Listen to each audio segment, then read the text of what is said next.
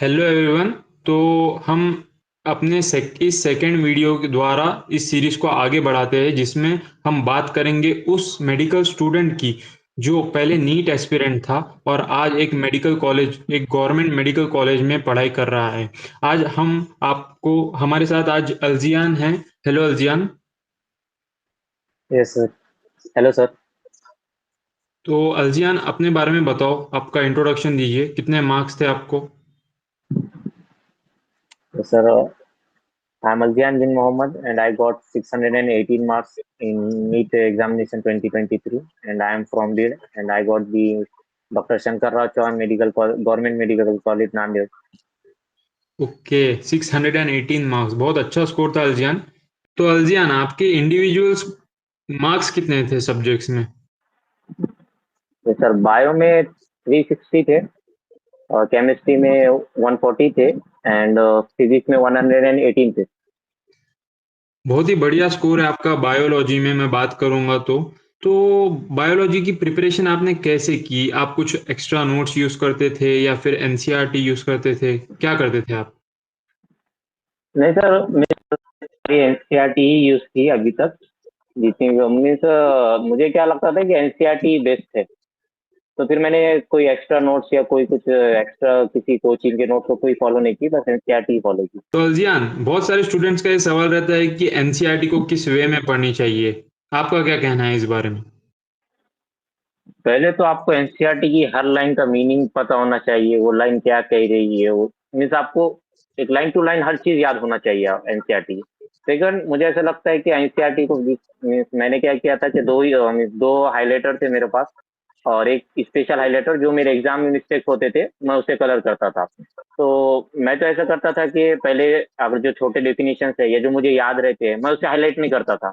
जैसे कि एक होता है ना कि रॉबर्ट ब्राउन ने न्यूक्लियस डिस्कवर किया है, तो बस मैं उसे वो नहीं करता था हाईलाइट। नहीं तो बच्चे क्या करते हैं, सारा का पूरा पैराग्राफ का पैराग्राफ ही पूरा काला का काला या नीला का नीला।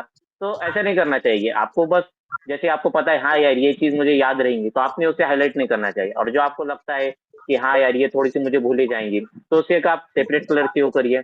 और अगर आपको लगता है कि हाँ ये बहुत इंपॉर्टेंट है, ये एग्जाम में आती है, इसके ऊपर पीवाईक्यूज है, तो आप उसे डिफरेंट हाईलाइटर से यूज करिए। और जो मेन पॉइंट्स है ये आपको जो लग रहा है, तो आप एनसीईआरटी के साइड में लिख दीजिए, बस इतना सफिशियंट है। तो आपने इसी तरह स्मार्टली इस चीज को हैंडल किया। तो अल्जन, आपने कोई बुक रिफर की थी बायोलॉजी के क्वेश्चन सॉल्विंग प्रैक्टिस के लिए? नहीं सर, बस मैंने पीवाईक्यूज किए थे और एनसीईआरटी एग्जाम्पलर, बस इसको ही फॉलो किया था। अच्छा, तो ये मोर देन सफिशिएंट है एनसीईआरटी यस यस सर, कहता मोर है। Than sufficient. तो मैं ये पूछूंगा अल्जियान कि बहुत सारे स्टूडेंट्स ये पूछते हैं कि हमें वह लास्ट तक आते आते जो लास्ट के कुछ मंथ्स होते हैं जब हमारे लिए हार्ड हो जाता है पढ़ना, क्योंकि हमारा बहुत सारा सिलेबस कवर हो जाता है और बहुत कम टाइम हमारे पास होता है। तो आप क्या कहना चाहेंगे? क्योंकि बहुत सारे स्टूडेंट्स पहले क्या करते हैं, बायोलॉजी में इंटरेस्ट आता है बोलकर सिर्फ बायोलॉजी पढ़ते, फिजिक्स केमिस्ट्री पर ध्यान नहीं देते और लास्ट तक आते आते ऐसा लगता है कि फिजिक्स केमिस्ट्री बहुत ज्यादा डरावने सब्जेक्ट है। तो आपने पहले से लास्ट तक बायोलॉजी को फिजिक्स केमिस्ट्री के साथ कैसे मैनेज किया? सर, एक तो पहले ऐसा नहीं होना चाहिए कि अब अगर आप एक ही सब्जेक्ट को वो कर रहे पढ़ रहे आपको उसमें इंटरेस्ट आ रहा है तो आप फिजिक्स केमिस्ट्री छोड़ देंगे। तो आपको तो बस कोई फिर बीएचएमएस या बीएमएस कॉलेज मिलेगा। अगर आपको कोई एमबीबीएस गवर्नमेंट कॉलेज चाहिए तो फिर आपको तीनों सब्जेक्ट को पैरेलली लेकर चलना होगा। तो मैं क्या करता था, अगर मैं मेरी लास्ट 5 मंथ की स्ट्रेटेजी बोलूँ, तो पहले तो मेरा ये था कि पहले तो सिलेबस कवर होना चाहिए तीनों सब्जेक्ट्स का। उसमें अगर लास्ट 5 मंथ्स है तो पहले तो आपके सारे डाउट्स क्लियर होने चाहिए फिजिक्स केमिस्ट्री के। नहीं तो क्या होता है, बहुत से टाइम बच्चे बोलते हैं कि पहले बायो कर लेंगे फिर फिजिक्स केमिस्ट्री कर लेंगे, तो उससे क्या होता है, बायो अगर आप पहले पढ़ेंगे तो लास्ट में भी आपको पढ़ना है, बल्कि और ज्यादा पढ़ना है, क्योंकि बायो तो आपको भूले जाएगा बार बार। तो पहले मुझे ऐसा लगता है कि पहले स्टूडेंट्स ने फिजिक्स केमिस्ट्री के सारे डाउट सॉल्व कर देना चाहिए, उनके क्वेश्चंस की प्रैक्टिस हो जानी चाहिए। तो फिर तब आप बायो को टाइम दे पाएंगे। तो पहले आपने क्या करना चाहिए, जो स्टार्टिंग में है मतलब लास्ट 5 मंथ्स में आपने सिर्फ ज्यादातर आपको जो फोकस होना चाहिए वो फिजिक्स केमिस्ट्री पर होना चाहिए, उनके डाउट सॉल्विंग और ईच कंसेप्ट आपको आना चाहिए उसका।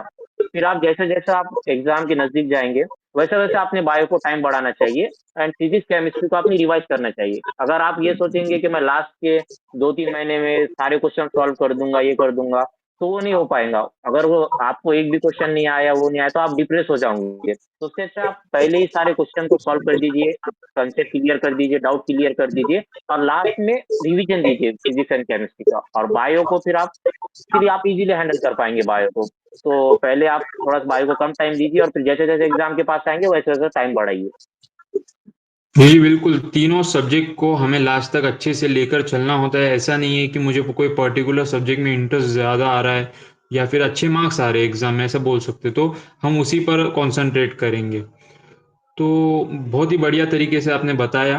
तो मैं ये पूछना चाहूँगा कि लास्ट के 4 to 5 मंथ्स में बहुत ज़्यादा हार्ड हो जाता है टाइम मैनेज करना, तो आपने टाइम मैनेज कैसे किया तीनों सब्जेक्ट के सर लिए? पहले तो जी, पहले तो ऐसा था कि मेरा जो होल ऑर्गेनिक केमिस्ट्री है 11+12, वो max to max 1 to 2 hours में हो जाता था, क्योंकि मैंने उसके शॉर्ट नोट्स, उसके सारे केमिकल रिएक्शंस वो बनाए थे, तो वो मेरा मैक्सिमम 1 to 2 आवर्स में पूरा ऑर्गेनिक हो जाता था, तो ये मेरा टाइम बच जाता था। फिजिकल भी मेरा बहुत से 11+12 1 आवर में हो जाता था, तो अप्रोक्स मेरा 3 आवर्स में मेरा पूरा केमिस्ट्री हो जाता था। और बचा इनऑर्गेनिक, तो इनऑर्गेनिक के लिए ट्रिक्स वो बनाई थी, कुछ गाने के फॉर्म में, कुछ ये, तो उससे इनऑर्गेनिक भी हो जाता था। फिजिक्स भी मैंने शॉर्ट नोट्स बनाए थे फॉर्मूले के लिए, तो मैं बस वो फॉर्मूले रिवाइज करता था, उसको मॉडिफिकेशन वो देखता था, तो उससे मेरा फॉर्मूले वो सारे कवर हो जाते थे।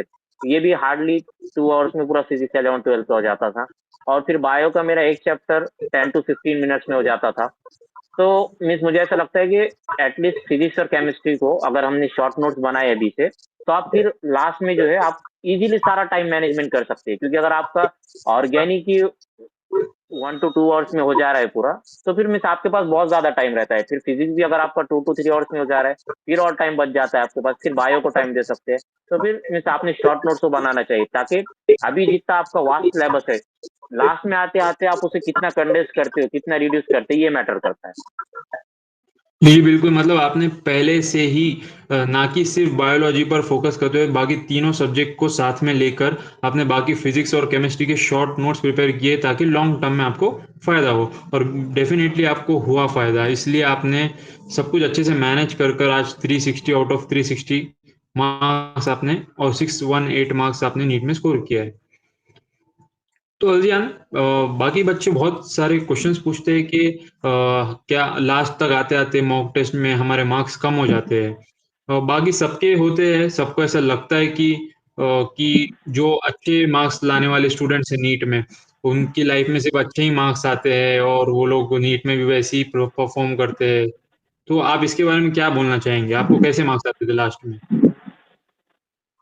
जी सर, लास्ट में भी कुछ मेरे ऐसे बहुत अच्छे खासे नहीं थे, बस अप्स एंड डाउन चलते हैं, लेकिन एक खुद मीन्स अगर आपको आपकी जो मेहनत है, अगर आपको उस पर कॉन्फिडेंस है, तो आपने उसके ऊपर कॉन्फिडेंट रहना चाहिए। आप ये नहीं सोचना चाहिए कि कम मार्क्स आ रहे हैं ज्यादा, क्योंकि मेरे साथ भी ये चीज हुई हुई है कि यार मार्क्स कम थे वो थे, लेकिन मेरा टारगेट था कि भाई मुझे फाइनल में स्कोर करना है, क्योंकि मेरे बहुत से ऐसे फ्रेंड्स थे जिनको बहुत ज्यादा मार्क्स आते थे 600+ मॉक टेस्ट में, लेकिन मुझे उतने नहीं आते, मुझे 550 से 600 की रेंज में आते थे। लेकिन एक कॉन्फिडेंस था कि हाँ भाई कर लेंगे, अभी नहीं। मीन्स आपका टेस्ट इसलिए नहीं होता है, मीन्स जो आपके मॉक टेस्ट हो रहे हैं, ये आपको बात ये इसलिए होते हैं कि आप गलती क्या कर रहे हैं।